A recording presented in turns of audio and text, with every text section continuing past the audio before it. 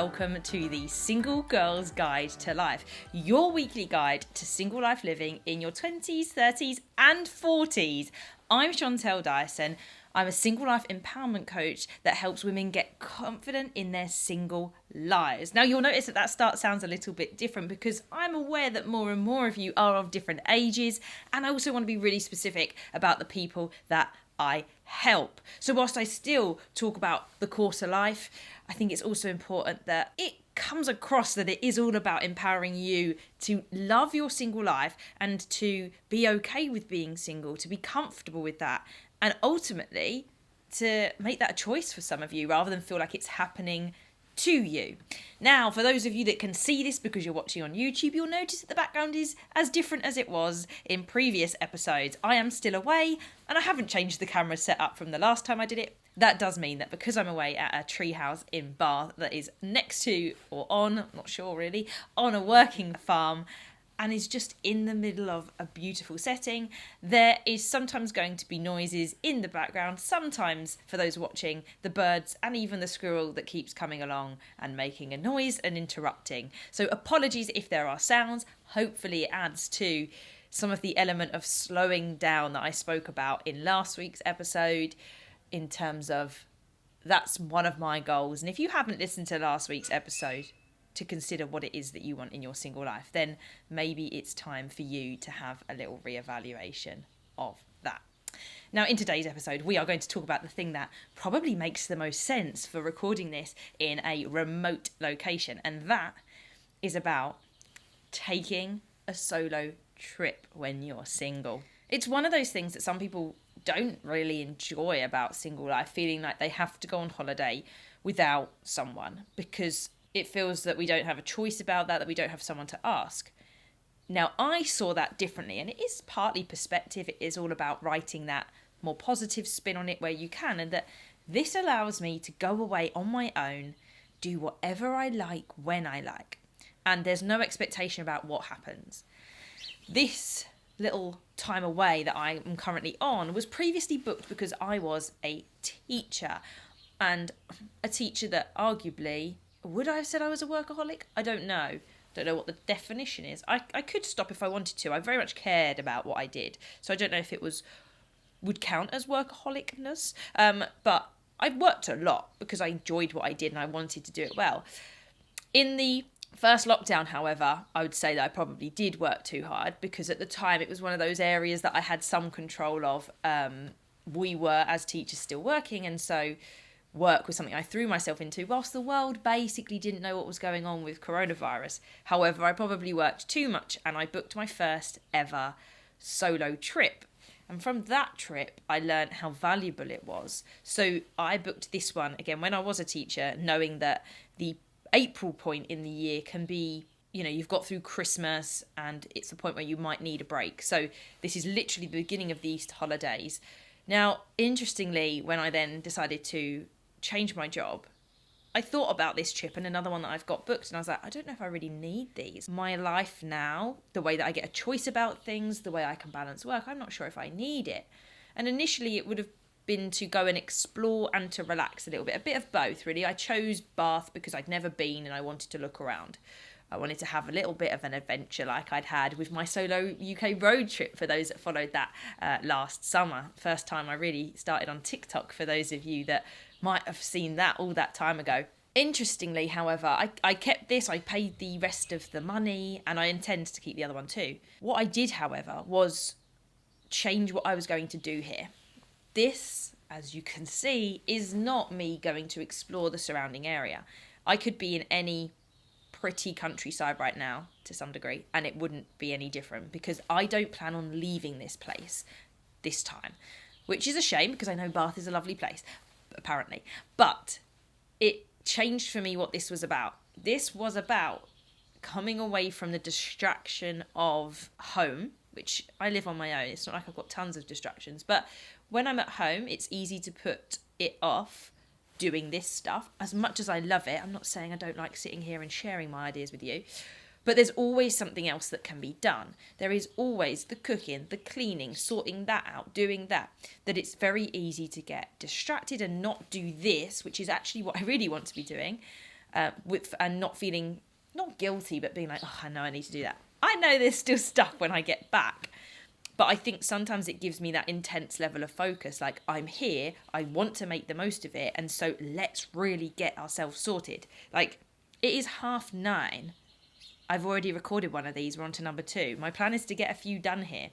But going on your own is one of the most magnificent things. And it depends why you're going. The first way to start considering a solo road trip is, why do you want to go? What is the reason for you putting time aside to go away on your own? Is it just that you want to go away? Is it that you want to explore and find new places and that you've never been before? Do you want to go to focus yourself on something? Do you want to reset and relax? You may have noticed the hot tub here. There's still an element of that within this.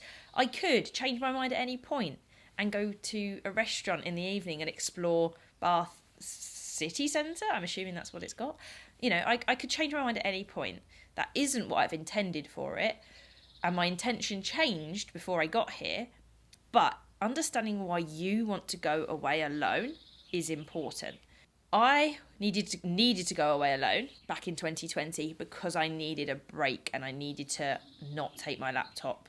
I did take my laptop, but it actually didn't come out all that often. I felt like having it meant that I wasn't going to get stressed if I then couldn't do it at all, if I really felt I needed to do something. When I then took the road trip around the UK, it wasn't really big. It was a series of events that kind of lined up. It was Manchester for Diary of a CEO Live that I won tickets to, still proud of that moment, down to Dorset for Bestival, back to good old Southend for McFly and Scamp for Girls, and then, it was off to Norfolk to stay in a year. There's a whole mixture of things there, but the events were adventures. They were pushing myself to talk to people that I didn't know because I would be on my own, and 3 to 5 days of not talking to anyone was going to be madness. The Norfolk year was slightly different. That was to cut off from technology because there wasn't any like mains power apart from in a little cupboard where the fridge was too. But like here there is a TV. I still won't put it on whilst I'm here. But I liked the beauty of the year because there was no TV. There was no heating either, might I also add. So, for example, I went to bed so much earlier because it was dark and cold. And so there was this whole kind of body reset too.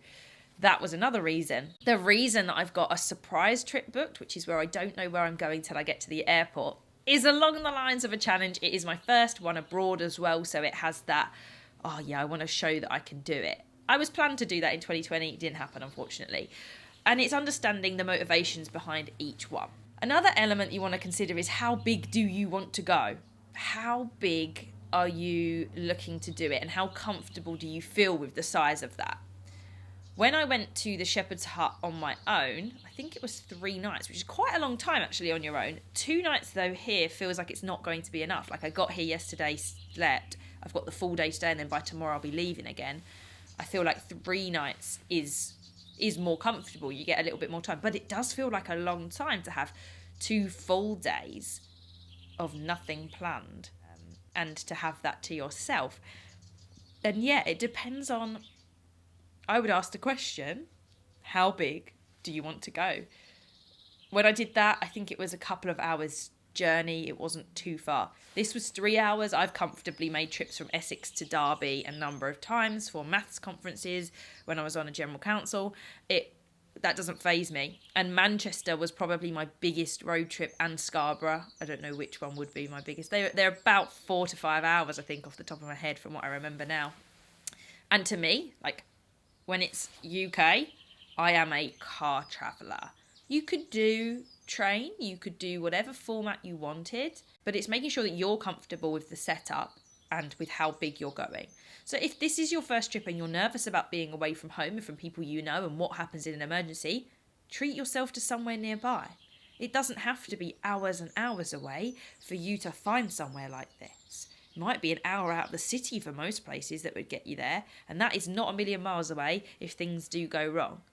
And if you're really that worried, then keep it within your town and see what's available. A spa retreat can work, but go on your own and build up the fact that you're going to need to sit and eat dinner on your own and you're not going to have someone to talk to all the time.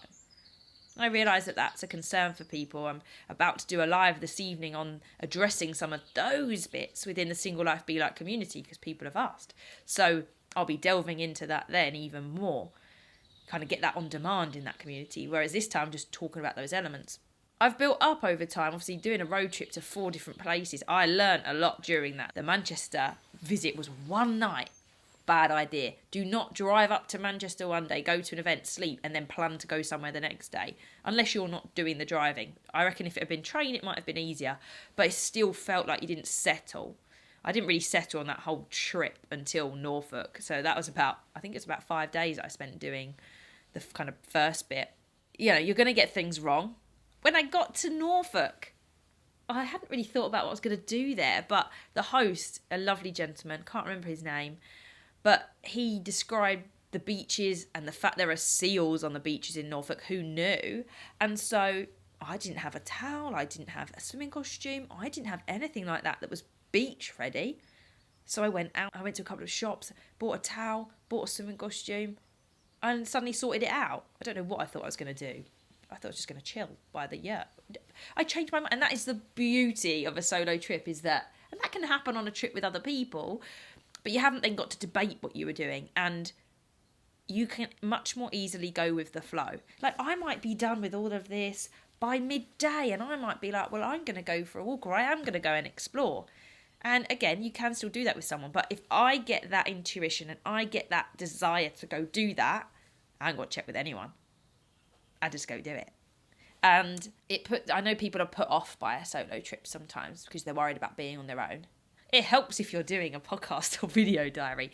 It is learning to laugh, and that you can laugh whilst you're on your own. Just because no one's there to hear it other than yourself doesn't mean it's not worth laughing. If any of you, I don't know if I'll keep it in the edit, but if any of you end up seeing some of the footage from the squirrel behind, or even the hot tub yesterday when the thing just turned on, I'm laughing.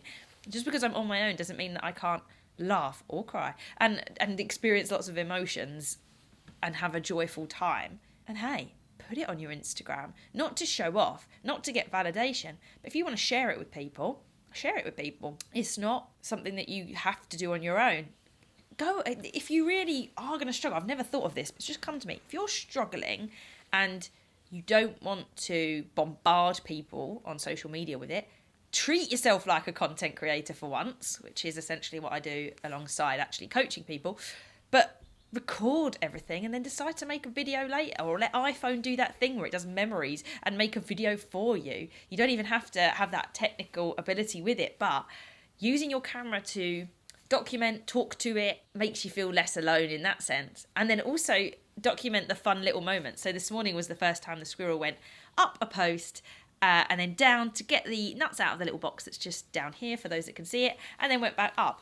And I recorded that from my bed because I kept hearing this little box get open but never saw him. And then I spotted him. And it's appreciating those little moments whilst you're away, to the point that when I was looking for the squirrel and this box that's on the floor, I was like, okay, I'm going to be really quiet and wait for him to come back. So I was looking at this box, staring at it from the bed, ready with my camera because, of course, wanted to capture it. So millennial that I failed initially to realise that he was sat at the top of the post. And then I was like, oh, what a donut. But, you know, had I not bothered to look at all, I would never have seen him. So it's this idea that it doesn't have to be scary. You need to understand why you're going, and you need to decide how big. Like, one of my other trips is to Tomorrowland, big dance festival in Belgium. I am least certain about that one because it's such an unknown entity to me. There is a lot of unknown. We're an unknown country, we're an unknown festival. That feels a lot more daunting, right? That feels higher, to the point that I didn't even realise how I was going to get there until the other day. I was like, I should probably book my travel. Again, this is something that's delayed. So I did have a plan initially. And actually, I've opted, instead of for aeroplane on that one, I've opted for Eurostar. Because why not? Just fancied it. I don't know what. I'm doing the surprise trip, so I'm going to go on a plane on my own. But I just thought, you know what? Seems easier. Seems all right, that. I didn't want to have to travel to Heathrow. That was it. Part of that put me off. So I was like, I feel like some pancreases will work. So it's about testing yourself and trying different things out. And that's another wonderful thing about solo travel is you learn so much about yourself. You're forced in some ways to push yourself. Like, you want something, you are going to have to ask for it. Oh, I hate that. I used to hate that. I hate having to ask for help from people. It's probably the hyper independence in me. But I consciously knew that going on a trip, like, and staying in hotels and going to events meant that maybe at some point I was going to have to strike up conversation with people, whether that was asking for something or just being curious about meeting people. And it doesn't feel as scary anymore. Like, I still question myself sometimes when I'm trying to bring up a conversation with someone and talk to a stranger, but it never goes as badly as you think it might. And I can't remember if I did have bad experiences, I don't have them to have. I don't actually have any evidence for myself that it went badly asking someone or talking to someone, even if brief. I can't come up with a time where that happened. The other thing is to build up to it. Depending on how big you're going, just make sure that you have built up to it. There was a member of our Single Life Be Like community who booked a week away. Good on her, I say. I'm very celebratory of that. But before she did that, she also booked herself going to a concert on her own. And that way, she knew she could experience the concert before going away and give herself a little bit of confidence. And that is one of the kind of blueprints for anything you're trying to do, whatever you're trying to build up to becoming. You can't just do something. I mean, you can physically. You can go out there and do something in a moment, but you are increasing the likelihood that that won't work, that you will not succeed in doing that or feel comfortable and have the experience that you're looking for. By scaling down, and some people I know in our community have scaled right back, like they want to go to the cinema on their own because they've seen that I've done that. They say, I want to do that. Cinema to me feels like one of the easiest ones because there's no one to talk to that you would normally talk to. You're going to be silent for that film. And it's in the dark. You can arrive in the dark and leave almost in the dark, or you can get there first and suss out what it's like to walk into an empty theatre rather than feel like people are looking at you. I feel like that's one of the easiest entry points to doing something on your own. Then you build up. Some people put the restaurant one as one of their first. I would argue restaurant is one of the harder ones because what do you do when you're normally in a restaurant? You're with people, talking to them. And what's the first thing you have to endure when you're in a restaurant on your own?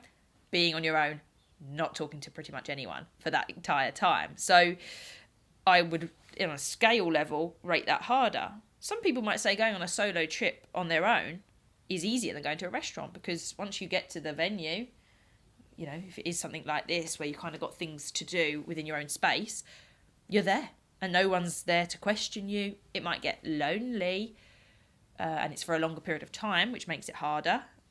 I think there's a lot more responsibility on something like this because it does last longer. You have to think about food, getting there, moving about. But it's about building up and making sure that you go at the pace that's right for you. If you don't go to a festival this summer, if you don't go away on holiday on your own over the next few months, no biggie, no problem. But what are you doing today, over the next week, over the next month, that is building you up towards going to that at some point? Comes back to what I spoke about in the last episode. It might be that in 2022 you said, I'm going to take my first ever solo trip somewhere. Have you even decided where you're going and when? Because putting that in the diary is always a good thing to work towards. And then how are you going to make sure that you're ready for that? Are you starting to go out and about on your own within your local area even, so that when you go to try it and explore somewhere new, that doesn't feel like a superbly new experience, it's just adapted to a new location? Have you done a little challenge of going somewhere that's about an hour away so that you're used to driving or taking the train? Have you done a single overnight stay somewhere to then build up to 3-4 nights away?